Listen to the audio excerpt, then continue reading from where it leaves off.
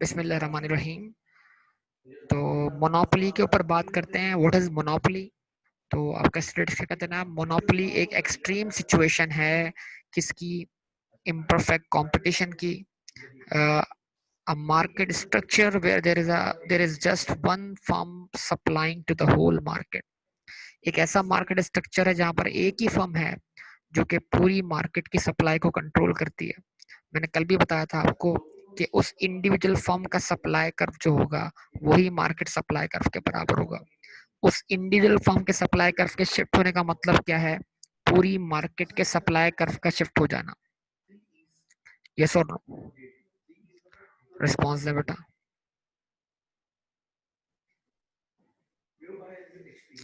ये बात आप तक समझ में आ रही है बेटा?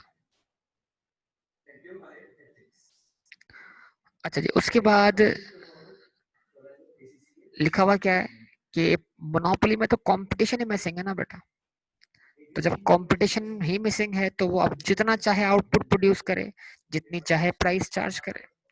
तो there is absence of competition, whatever price और output choice they make as an individual firm is what it is for the whole market। तो वो फर्म खुद डिसाइड कर सकती है उसने कितना आउटपुट प्रोड्यूस करना है और क्या प्राइस चार्ज करनी है। एग्जांपल्स पहले भी डिस्कस हुई थी, एग्जांपल दोबारा आ जाएंगी। जिस तरह परफेक्ट कंपटीशन के कैरेक्टरिस्टिक्स पढ़े थे, जिस तरह परफेक्ट कंपटीशन के फीचर्स पढ़े थे, इस तरह मोनोपोली के भी फीचर्स और कैरेक्टरिस्टिक्स आपके सामने होंगे।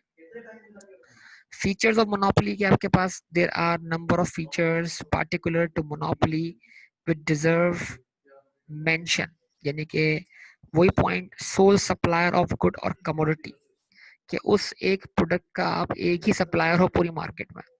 कि इलेक्ट्रिसिटी का एक सप्लायर है पूरी मार्केट के अंदर कराची की। हैस्को इलेक्ट्रिसिटी का सिंगल सप्लायर है पूरे हैदराबाद के अंदर। लेस्को लाहौर के अंदर, जैनको जामशोरो के अंदर, ठीक है जी, फेस्को फैसलाबाद के अंदर, आइसको इस्लामाबाद के अंदर, सो ऑन।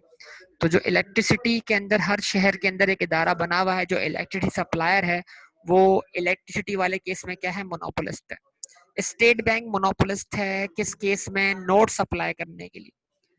नोट सप्लाई करने के लिए जो आपके पास क्या कहते हैं, हम बोलेंगे स्टेट बैंक या central bank is monopolist in case of printing of notes. कोई और बैंक करेंसी नोट प्रिंट नहीं कर सकता सिवाय किसके? स्टेट बैंक के। तो स्टेट बैंक की मोनोपोली है किसमें? करेंसी नोट प्रिंट करने में। यस और नो? आप मुझे बता दें इस हवाले से। ठीक है जी। रेलवे, पाकिस्तान में कोई और रेलवे का सिस्टम नहीं है, तो रेलवे सिस्टम एक ही है, रेलवे की मोनोपोली है। तो दुनिया भर में ऐसे इदारे, जो हमारी कल की बात रुकी थी, जहां पर हमारी कल की क्लास स्टॉप हो गई थी, मैं एक सवाल का जवाब दे रहा था और मैं वहीं से बात कंटिन्यू करता हूँ कि ऐसी चीजें जो हमारी बेसिक यूटिलिटीज में फॉल कर जाती हैं, ठीक है, बेसिक जरूरियात में फॉल कर जाती हैं, जरूरियात में फॉल कर जाती हैं, तो उसमें कैपिटलिज्म अप्लाई ना हो, मतलब यानी उसको बुनियाद बनाकर कोई ज्यादा मुनाफाखोरी ना करे, कैपिटलिस्ट माइंडसेट वाले उन चीजों को इस्तेमाल ना करें। तो इसलिए गवर्नमेंट चाहती है कि कुछ चीजों को मोनोपोली में फॉल करवा दिया जाए और वो तमाम इदारे गवर्नमेंट के अंडर चले, ताकि उसमें कंज्यूमर वेलफेयर को तवज्जो दी जाए बानिस्बत किसके? प्रॉफिटेबिलिटी के या प्रॉफिट मैक्सिमाइजेशन के, ताकि वो प्रोडक्ट जो हैं वो एक इकोनॉमिकल रेट पे पहुंचे किस तक? कंज्यूमर तक, जिसमें कंज्यूमर वेलफेयर क्या हो? इंक्रीज हो। तो वो तमाम चीजें जो आपकी बुनियादी जरूरियात हैं या आपकी जरूरियात में फॉल करती हैं, तो हुकूमत यही चाहेगी कि वो तमाम चीजें आपको इजीली क्या हो? मैसर, और उसमें कोई भी कैपिटलिस्ट माइंडसेट वाला इन्वॉल्व ना हो। लेकिन हम देखते हैं हमारे मुल्क के अंदर इन्हीं चीजों के ऊपर सबसे ज्यादा प्रॉफिट्स कमाए जाते हैं और सोशल वेलफेयर इज मिसिंग। इसमें सोशल वेलफेयर मिसिंग है, ठीक है। तो ये बुनियादी बातें हैं। मतलब कल मेरे पास सवाल आया था, उस सवाल पे वो डिस्कनेक्ट होने की बिना पर हमारी बात रुक गई थी, तो मैंने सोचा वहीं से बात कंटिन्यू कर लेता हूँ, ठीक है। तो मोनोपोलिस्ट, जाहिर सी बात है, अगर कैपिटलिस्ट है, मोनोपोलिस्ट अगर कौन सा माइंडसेट वाला है? कैपिटलिस्ट माइंडसेट वाला है, तो वो प्रॉफिट मैक्सिमाइजेशन की तरफ जाएगा। यस और मोनोपोलिस्ट आप जानते हैं डिमांड सप्लाई मिलकर क्या करती हैं, प्राइस तय करती हैं। तो सप्लाई का कंट्रोल अगर किसके हाथ में है, मोनोपोलिस्ट के हाथ में, तो वो सप्लाई को चेंज करके इजीली मार्केट प्राइस को तब्दील कर सकता है। तो therefore he is price maker, not price taker. इसका अपना सप्लाई कर्व जो होगा वो पूरी मार्केट के सप्लाई कर्व के बराबर है। सप्लाई बढ़ाए आउटपुट ज्यादा प्रोड्यूस करके, सप्लाई कम कर दे आउटपुट कम प्रोड्यूस करके, तो उससे मार्केट सप्लाई चेंज होगी। जब मार्केट सप्लाई चेंज होगी तो प्राइसेस में क्या आएगा, फर्क आएगा। ठीक है जी। Earn what, super normal profit. ठीक है जी। और क्या अर्न करता है, सुपर नॉर्मल प्रॉफिट अर्न करता है। ठीक है, लेकिन ये लाजमी नहीं है कि मोनोपोलीज जो हो वो लाजमी प्रॉफिट्स में हो।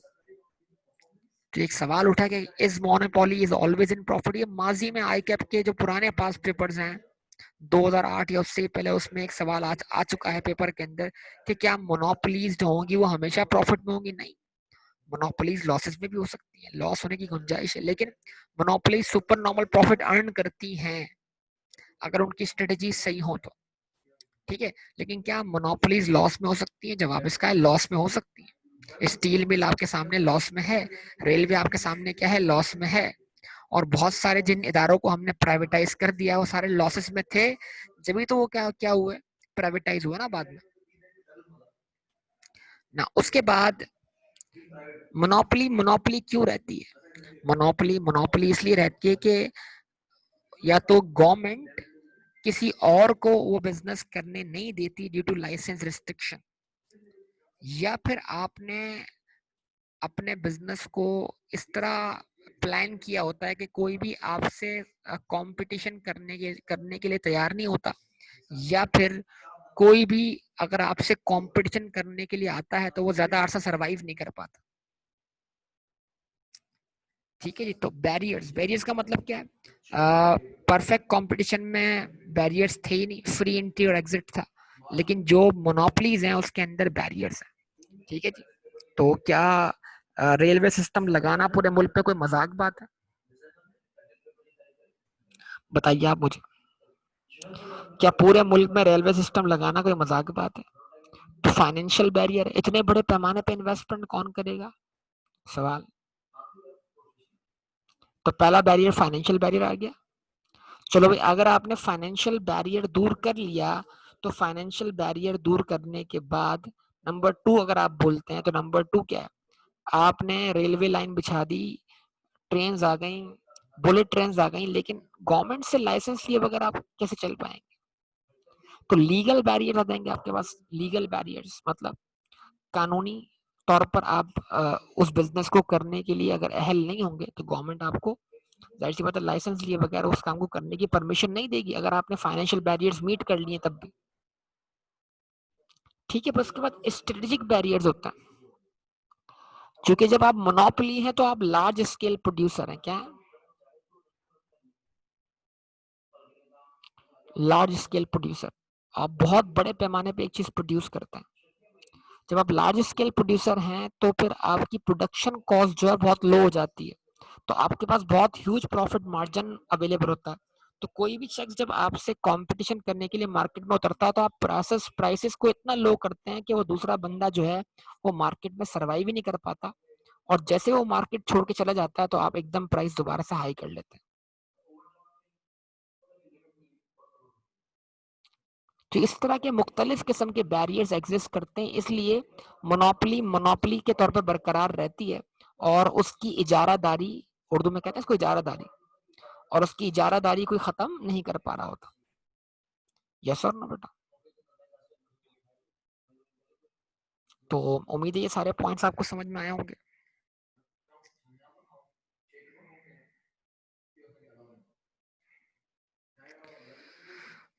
ठीक है जी।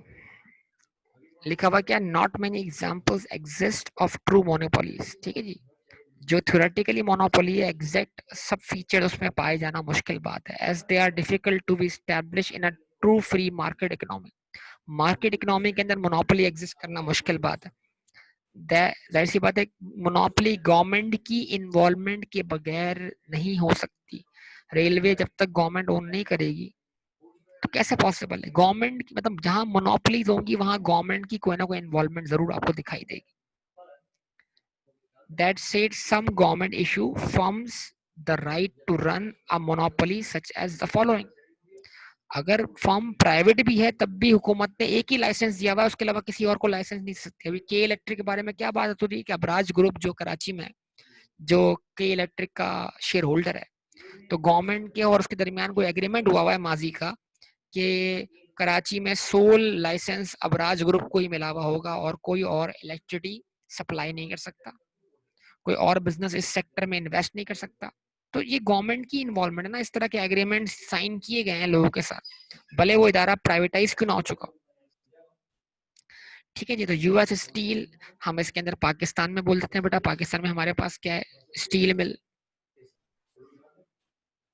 तो के इलेक्ट्रिक की तो अबराज ग्रुप है बेटा, अबराज ग्रुप ऑनर है उसका, के इलेक्ट्रिक का। ठीक है। अब यहाँ एग्जांपल लिखी हुई डच टेलीकॉम, तो अब लिखे पीटीसीएल। लैंडलाइन में, लैंडलाइन के अंदर आपके पास कोई और ऑप्शन है? लैंडलाइन में आपके पास एक ही ऑप्शन है, पीटीसीएल। तो इसका मतलब क्या, लैंडलाइन, लैंडलाइन नंबर के अंदर जो है वो पीटीसीएल की क्या है, मोनोपोली। यस और रिस्पॉन्स दें। अच्छा, यहाँ लिखा हुआ है नेशनल फुटबॉल लीग। अब ये क्या है कि आई कैप ने यहाँ से फॉरेन बुक्स जो भी हैं उन उधर से ये चीज कॉपी पेस्ट हो गई है। हम जब स्टडी टेक्स्ट पढ़े तो हमें अपने इर्द गिर्द देखकर एग्जांपल्स कवर करनी चाहिए। ये बताइए, पाकिस्तान क्रिकेट बोर्ड जो कि पीसीबी है, उसके अलावा कोई और इदारा है जो पाकिस्तान में क्रिकेट को मैनेज करता हो? तो एक ही इदारा बना हुआ है पाकिस्तान।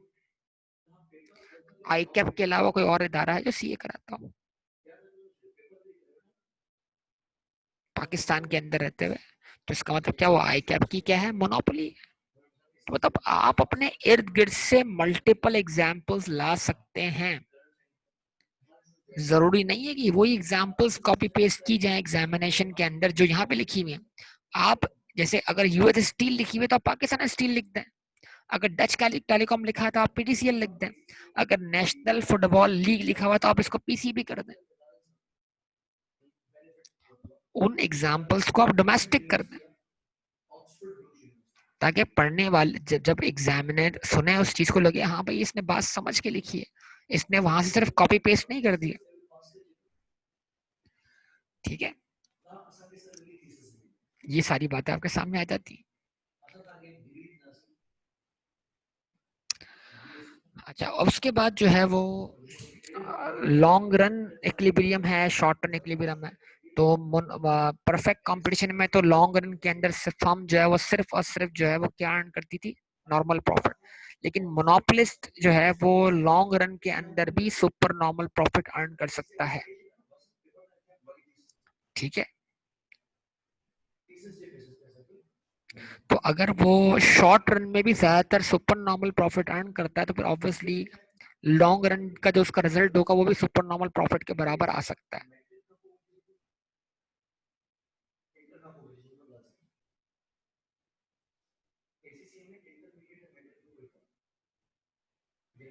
ठीक है।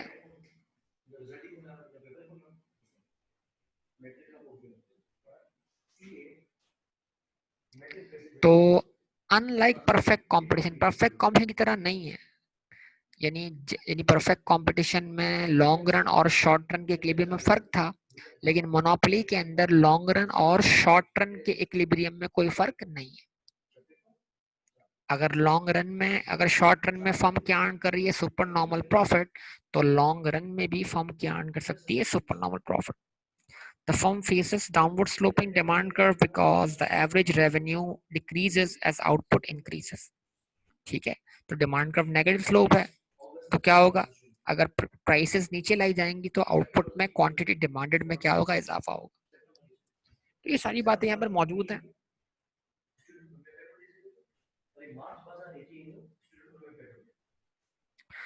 तो अब मोनोपोलिस्ट प्राइस को कैसे अफेक्ट करता है? मोनोपोलिस्ट अगर क्या करेगा, देखो भाई, मोनोपोलिस्ट की पावर क्या है, सप्लाई है। सप्लाई उसकी ताकत है, सप्लाई बढ़ाएगा कीमतें कम हो जाएंगी, सप्लाई कम करेगा कीमतें बढ़ जाएंगी। ये असल में सवाल का जवाब दिया है, how monopolist is able to control price. If cuts quantity, यानी आउटपुट कम कर देगा, सप्लाई कम कर देगा, आउटपुट कम प्रोड्यूस करेगा, प्राइस राइज हो जाएगी। If it raises quantity price will fall. अगर आउटपुट बढ़ा देगा, सप्लाई बढ़ा देगा तो क्या होगा, कीमतों में इजाफा हो जाएगा। नॉर्मल बात है, सारी डिमांड सप्लाई का सारा गेम आपके सामने मौजूद है। ठीक है, डायग्राम में आपको पहले एक्सप्लेन कर चुका हूँ आपके सामने। ठीक है जी, अगर आप यहाँ से भी एक्सप्लेन करना चाहते हैं तो मैं यहाँ भी एक्सप्लेन कर दूंगा। देखो भाई, ये मार्जिनल रेवेन्यू, ये एवरेज रेवेन्यू, ये मार्जिनल कॉस्ट ने कट किया मार्जिनल रेवेन्यू को, यहाँ से आ गया आउटपुट, आउटपुट वाली लाइन ऊपर गई, एवरेज रेवेन्यू को कट किया, ये आ गई प्राइस। इस पे ड्रॉ किया आपने एवरेज कॉस्ट, आउटपुट वाले पॉइंट ने एवरेज कॉस्ट को यहाँ कट किया, ये कॉस्ट डिटरमाइन हो गई। तो ओ पी वन से लेकर ये जो रेक्टेंगल है ये टोटल रेवेन्यू है, ओ सी वन से लेकर ये जो रेक्टेंगल है टोटल कॉस्ट है, और सी वन पी वन से लेकर ये जो आपका रेक्टेंगल है ये आपका इकोनॉमिक प्रॉफिट या सुपर नॉर्मल प्रॉफिट। यस और नो? तो ये बात तो हम पहले ही समझ चुके हैं। बोलिए, इसको समझने में कोई डिफिकल्टी हो तो बताइए, बताइए।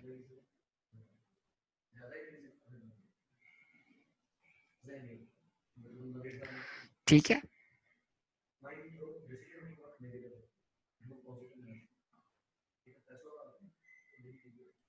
तो सुपर नॉर्मल प्रॉफिट क्या है, जब आपका एवरेज रेवेन्यू एवरेज कॉस्ट से क्या होगा, ज्यादा होगा, और एवरेज रेवेन्यू क्या होता है, प्राइस होता है।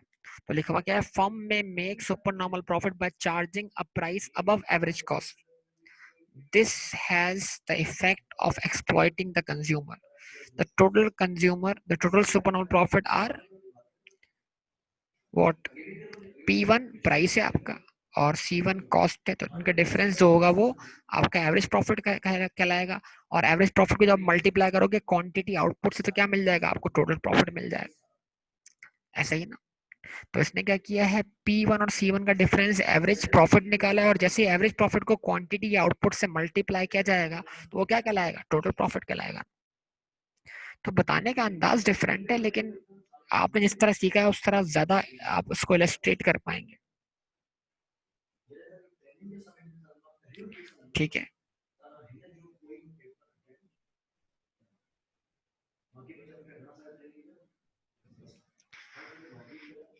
the firm does not produce efficiently because it is not at lowest average cost curve. This is because it deliberately restricts output to raise price. It does not need to be efficient to survive. यानी firm कम output produce कर सकती है, obviously कम output produce करने की cost क्या होगी, ज्यादा होगी। तो फर्म आउटपुट कम क्यों प्रोड्यूस करेगी, ताकि मार्केट से सप्लाई कट हो जाए और प्राइसेस में क्या हो जाए, इजाफा हो जाए। तो अकॉर्डिंग टू सिचुएशन फर्म क्या करेगी, रिएक्ट कर रही होगी। The firm can continue making supernormal profits in the long run due to the existence of barriers to entry. अब चूंकि उसका मुकाबले में कोई फर्म आती नहीं है मार्केट में, ना ही उसका कोई क्लोज सब्स्टिट्यूट अवेलेबल होता है, लिहाजा फर्म लॉन्ग रन के अंदर भी क्या अर्न करती है, सुपर नॉर्मल प्रॉफिट।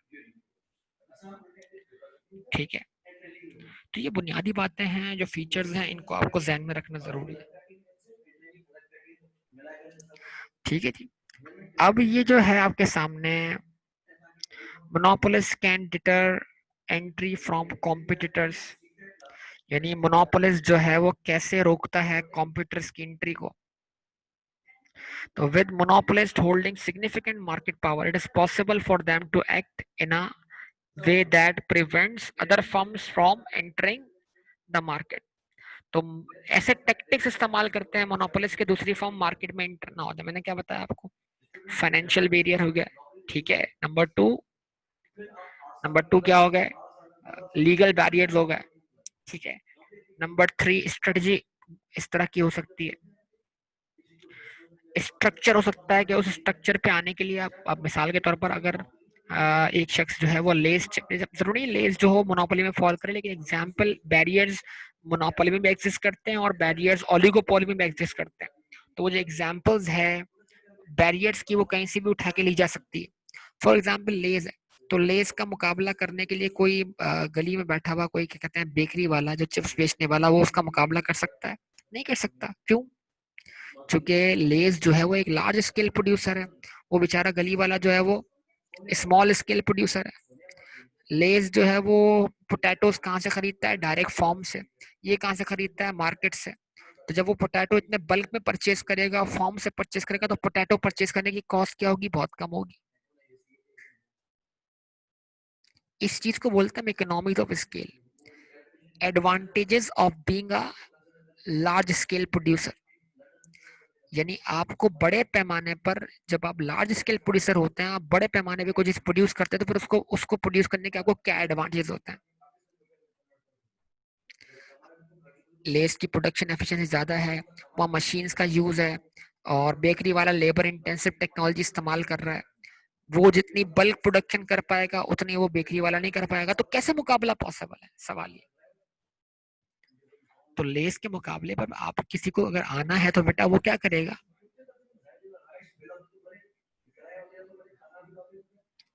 उसको एक लार्ज स्केल प्रोड्यूसर बनना पड़ेगा। ठीक है। अच्छा, अब उसके बाद ये जो लफ्ज है ना इंटीग्रेशन, ये एक स्पेशल पॉइंट है। ठीक है। इंटीग्रेशन किसको बोलते हैं बता?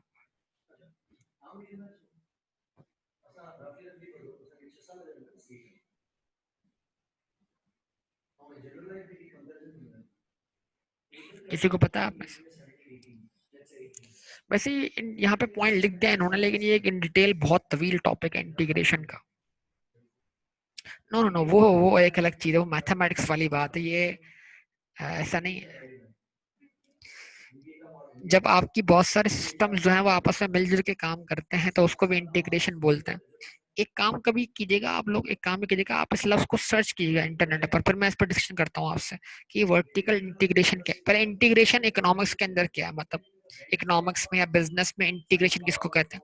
लेकिन हम इसमें इन डिटेल अगर जाएंगे तो भी वो इजाफी कहलाएगा हमारे लिए, क्योंकि हमारे कोर्स में इस चीज को अलग से बताओ टॉपिक डिस्कस नहीं किया गया। लेकिन फिर भी थोड़ा एक नजर आप इस चीज को देखिएगा जरूर लाजमी। फिर मैं आपको इसको एक्सप्लेन करता हूँ, क्योंकि इसको समझाने के लिए थोड़ा आप इसको, इसका बैकग्राउंड देखेंगे तो बात समझ में आएगी। ठीक है। अच्छा, उसके बाद, हाँ बेटा मैं कैंपस में बैठा हूँ इस वक्त, तो थोड़ा सा है ये वाला मामला है, ठीक है ना। तो कैंपस में हूँ, ऑफिस में बैठा हूँ इसलिए। तो अभी इत्तेफाक से मैं 2-3 दिन से क्लासेस ले रहा हूँ यहाँ से ही। ठीक है बेटा। तो ज्यादा ज्यादा डिस्टरबेंस है?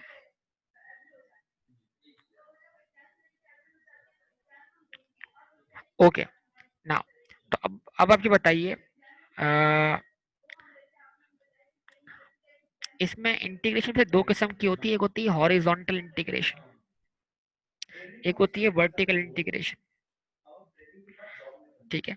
वर्टिकल इंटीग्रेशन यही एक तरह से है कि आपको जैसे हॉरिजॉन्टल क्या है, दो एक जैसी रिसोर्सेस रखने वाली, दो एक जैसी प्रोडक्ट रखने वाली जो फॉर्म्स होती हैं, अगर वो आपस में मर्ज हो जाती है ना, तो ये कहलाती है हॉरिजॉन्टल इंटीग्रेशन। मतलब इंटीग्रेशन क्या है? फर्म्स का मर्ज हो जाना, या आपका अपने मौजूदा लेवल से किसी बड़े लेवल पे मूव हो जाना। ठीक है। बिजनेस में तब्दीली ले आना, टेक्नोलॉजी में तब्दीली ले आना। तो जब आप बिजनेस में तब्दीली लाते हैं, रिसोर्सेज आप शेयर करते हैं, तो ये एक तरह की इंटीग्रेशन है। ठीक है। तो ये अब तक तफसीली टॉपिक है, इसके ऊपर मैं बात कर सकता हूँ फिर कभी बाद में।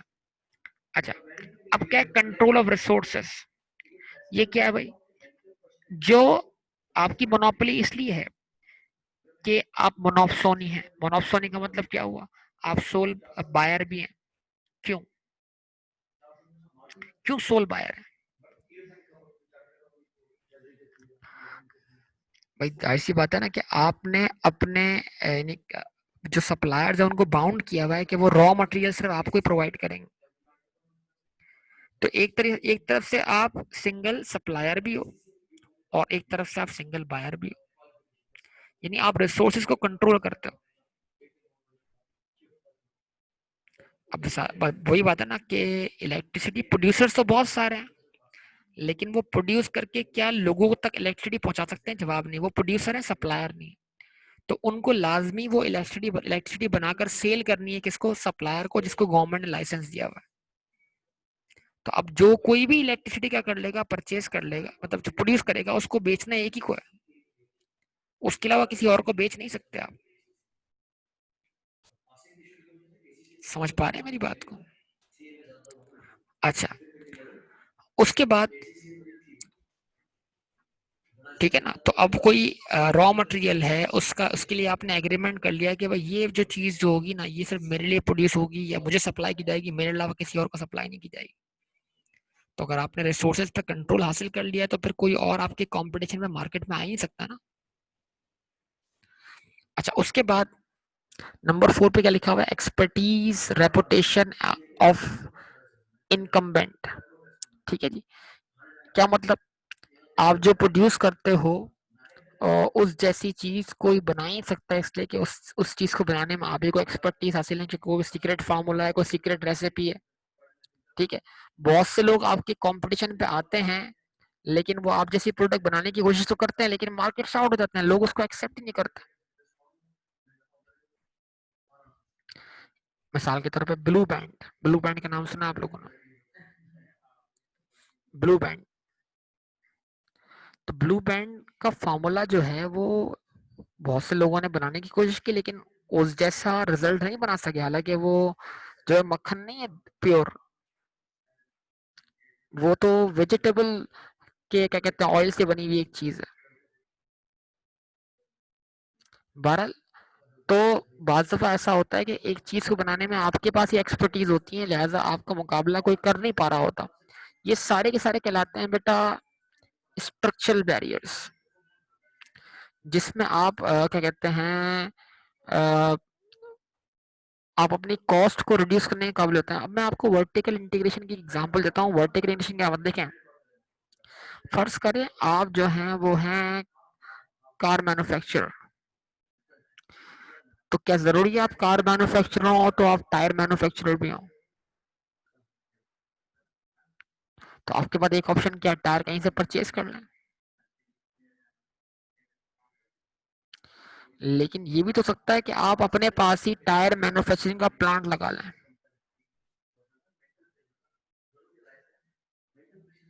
ठीक है। तो इसका मतलब क्या हुआ, अब पहले आप टायर खरीदते थे, उसमें टायर की जो आप प्राइस पे करते थे उसमें टायर बनाने का वाले का प्रॉफिट भी शामिल था।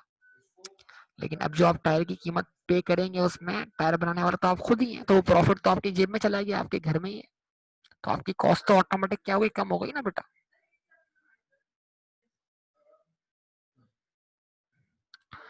तो ये तमाम बातें यहाँ पर एग्जिस्ट करती हैं, इन चीजों को ध्यान में रखिएगा।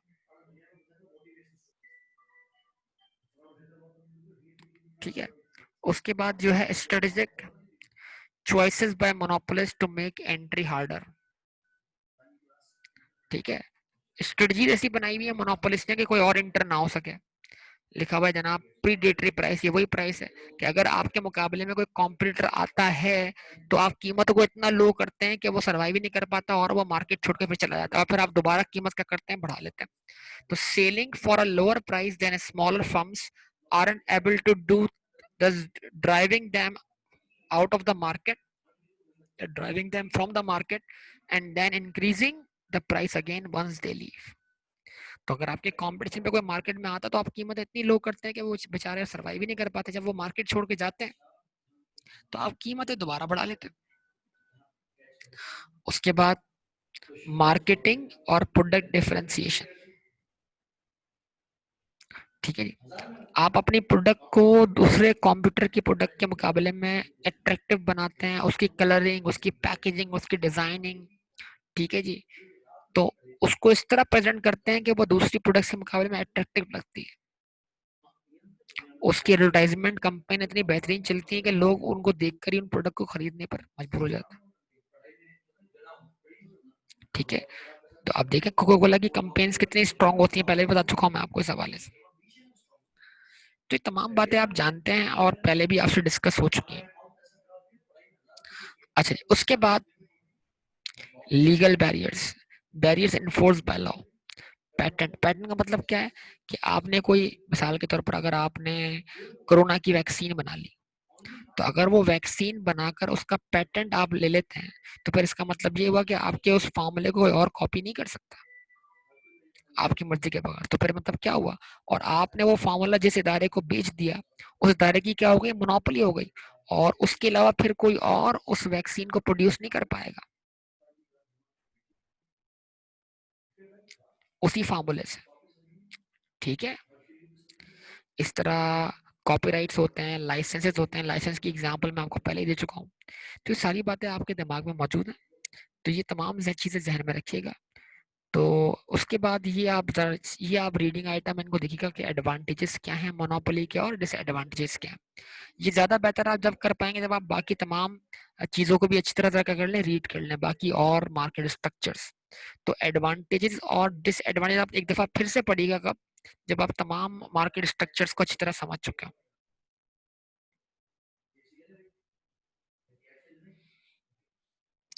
अब एक बुनियादी इसमें चीज है, उसका हम बोलते हैं प्राइस डिस्क्रिमिनेशन। क्या बोलते हैं? Price discrimination. Yes, what is price discrimination? जरा बताइए, प्राइस डिस्क्रिमिनेशन क्या होती है? आप सब बताइए, प्राइस डिस्क्रिमिनेशन क्या होती है? प्राइस डिस्क्रिमिनेशन बोलते हैं एक ही प्रोडक्ट की मुख्तलिफ कस्टमर से, मुख्तलिफ बायर से मुख्तलिफ प्राइस चार्ज करना।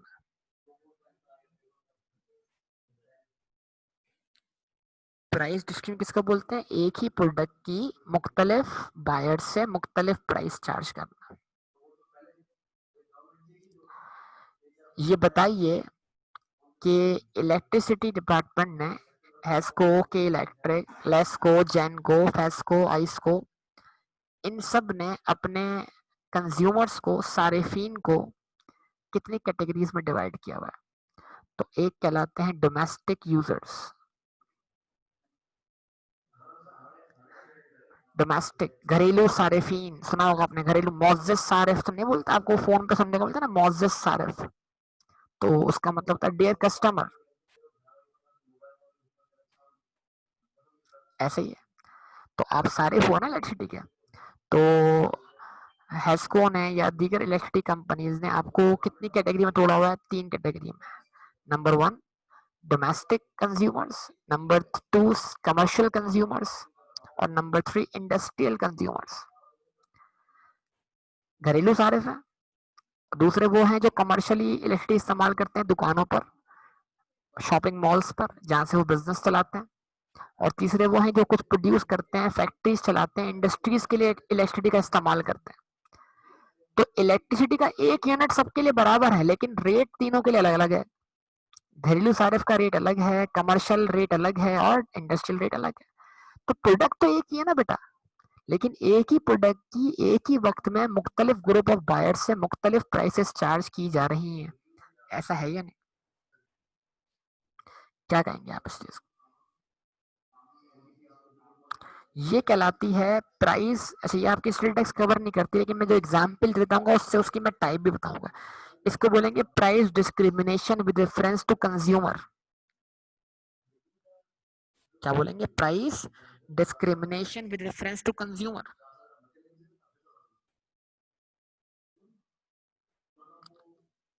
कि कंज्यूमर टू कंज्यूमर क्या करते हैं? आप प्राइस वेरी करते हैं। यस और नो? जवाब दें, रिस्पॉन्स दें।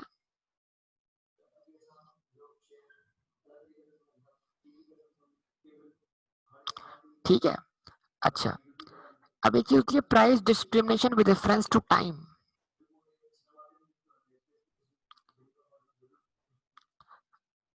जो price discrimination with reference to time है, इसको जरा देखिए क्या मतलब। ये बताइए, आप सब डेटा यूज करते होंगे मोबाइल फोन का, दिन के डेटा रेट अलग होते हैं, रात के डेटा रेट अलग होते हैं। क्या कहते हैं?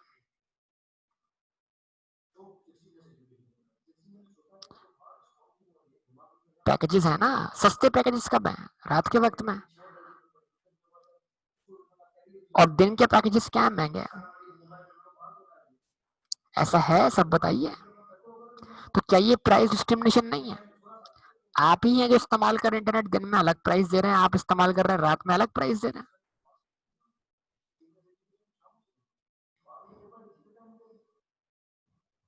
ऐसा है।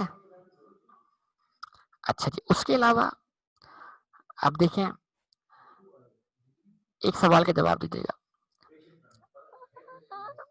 टेलीविजन पर जब आप कोई प्रोग्राम देखते हैं, तो जहां पर प्रोग्राम में ब्रेक आता है, उस ब्रेक के बाद जो फौरन कमर्शियल आएगा, और कमर्शियल जहाँ पे सारे खत्म होने के बाद दोबारा प्रोग्राम शुरू होने से पहले जो आखिरी कमर्शियल चलेगा, उन दोनों कमर्शियल के रेट्स क्या होंगे? हाई होंगे।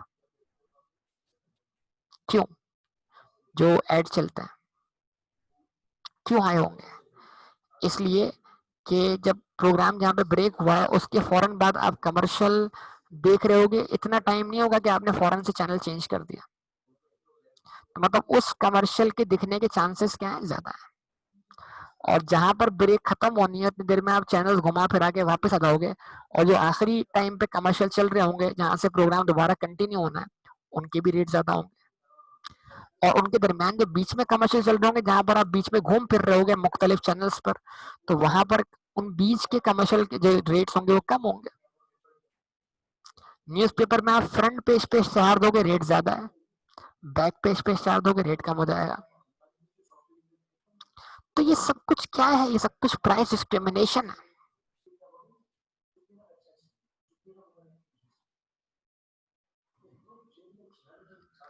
ठीक है। अच्छा, उसके अलावा आप एग्जाम्पल ले लें। ये बताइए कि अगर आप सीजन्स के अंदर वेकेशंस जो है आपकी हैं, वेकेशंस के दिनों में अगर आप घूमने जाएंगे, वेकेशन गुजारने के लिए जाएंगे जून जुलाई के महीने के अंदर, या विंटर वेकेशन, तो उस दिन उस टाइम्स के अंदर जो होंगे वो फ्लाइट्स के टिकट्स के रेट भी बढ़ चुके होंगे, होटल्स के रेट भी बढ़ चुके होंगे। लेकिन अगर आप ऑफ सीजन जाते हैं पिकनिक वगैरह मनाने के लिए या घूमने फिरने के लिए, तो ऑब्वियसली ऑफ सीजन रेट क्या होंगे? लो होंगे।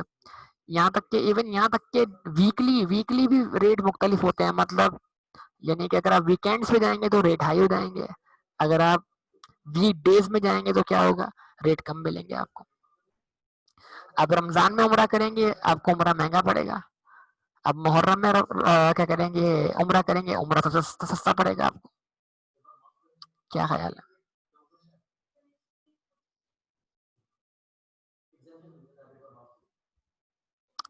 ठीक है।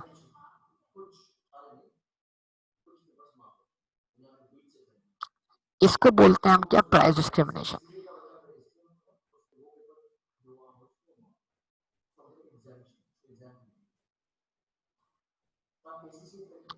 समझ पाए इन तमाम बातों को बेटा?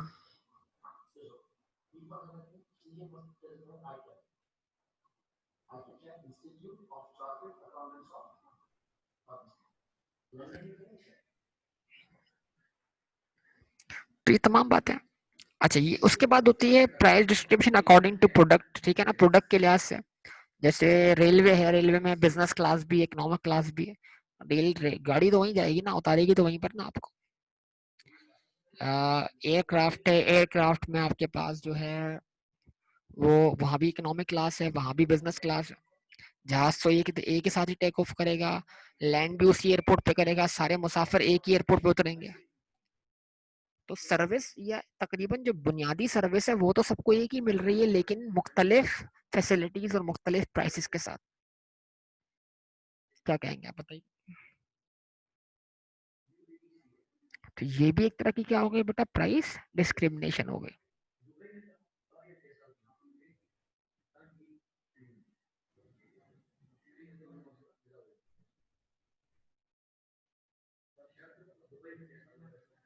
ठीक है। तो मैं उम्मीद करता हूँ यहाँ तक आपको सारी बात समझ में आ रही हो। ठीक है, उसके बाद मैं इसको यहाँ से कंटिन्यू करूंगा इंशाल्लाह कल की क्लास में, और ये है इसमें ये इंपॉर्टेंट टॉपिक है, तो मैं इन डिटेल आपको इसको एक्सप्लेन करने जा रहा हूँ, क्योंकि अगर मैं यहाँ से शुरू कर दूंगा इसको तो फिर ये बात हमारी आगे निकल जानी। तो यहाँ तक आपको डेवलपमेंट हो गई कि भाई प्राइस डिस्ट्रीब्यूशन किसे बोलते हैं। इसमें तो कोई इशू नहीं है किसी को बेटा? चले, ओके, यहाँ तक स्टॉप करेंगे, इंशाल्लाह बाकी बात आपसे करेंगे अगली क्लास में। ओके, अल्लाह हाफिज।